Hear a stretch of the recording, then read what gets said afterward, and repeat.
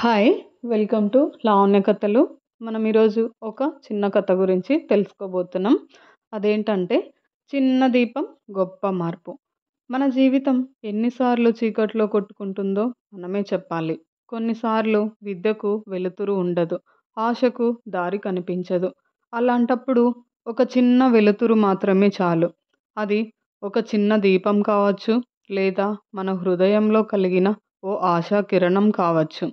ఈరోజు మనం వినబోయే కథ ఒక పల్లెటూరు అమ్మాయి లలిత గురించి. తన చిన్ని ఆలోచనతో ఎలా పెద్ద మార్పు తీసుకొచ్చిందో చెప్పబోతుంది. ఇది మీకు ఒక కొత్త దారి చూపించే కథ. ఆశను తిరిగి నమ్మేలా చేసే కథ. మన చుట్టూ ఉన్న ప్రపంచంలో ఎన్నో సమస్యలు మనం చూస్తూనే ఉంటాం. విద్యా లోపం, విద్యుత్ సమస్యలు, పల్లె బాలికల కష్టాలు, ఇవన్నీ మనకు తెలిసిన విషయాలే. కానీ వాటిని మారుస్తానని ఆలోచించే వాళ్ళు చాలా తక్కువ. ఈరోజు కథలో మనం ఓ చిన్న పాప లలిత గురించి తెలుసుకోబోతున్నాం. ఆమె చుట్టూ చీకటి ఉన్న తనలో మాత్రం వెలుగుంది. ఆ వెలుగుతోనే ఆమె ఊరికి మార్పు తెచ్చింది. లలిత ఒక చిన్న పల్లెటూరులో రాత్రి పాఠశాలలో చదువుతోంది. ప్రతిరోజు పాఠశాలకు వెళ్తుంది. కానీ వర్షాకాలంలో విద్యుత్ ఉండదు. చీకట్లో చదవడం అసాధ్యం. మిగిలిన పిల్లలు పాఠశాలకు రావడం మానేస్తారు. లలిత మాత్రం చదవాలనుకుంటుంది. ఒకరోజు పాఠశాలలో టీచర్ చెప్పిన కథ ఆమెను ఆలోచింపజేసింది. ఒక చిన్న దీపం చుట్టూ ఉన్న చీకటిని పారద్రోలగలదు అని.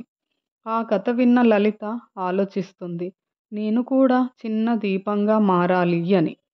వెంటనే తాను చేసే పనిలోకి దిగుతుంది. తాను పొదుపు చేసిన డబ్బుతో కొద్దిగా నూనె, దీపాలు కొంటుంది. తన స్నేహితులను కూడా సహాయం చేయమని అడుగుతుంది. మొదట వాళ్ళు ఆ విషయం విని అంతా నవ్వుతారు. కానీ తర్వాత వాళ్ళు కూడా లలితతో కలిసి సహాయం చేసి చదవడం మొదలుపెడతారు. గ్రామంలో ఉపాధ్యాయులు, పెద్దలు ఇది గమనించి లలితకు సహాయం చేస్తారు. చిన్న దీపాలతో స్కూల్ వెలుగులోకి వస్తుంది. పిల్లలు రాత్రిపూట అందరూ కలిసి లలితతో పాఠశాలకు వచ్చి చదువుకుంటున్నారు. ఇది చిన్న మార్పు అనిపించవచ్చు. కానీ ఇది వారి జీవితాలను మార్చింది. లలిత ఒక చిన్న పాపగా కాక ఒక మార్పుదాతగా నిలుస్తుంది. ఈ కథ మనందరికీ ఒక స్ఫూర్తి. మనం చిన్నవాళ్ళం కావచ్చు, కానీ మన ఆలోచన, మన చర్యలు చాలా గొప్ప మార్పులకు దారి తీయవచ్చు. ఒక్కసారి మనం మొదలు పెడితే చీకట్లో వెలుగు వెలిగించవచ్చు.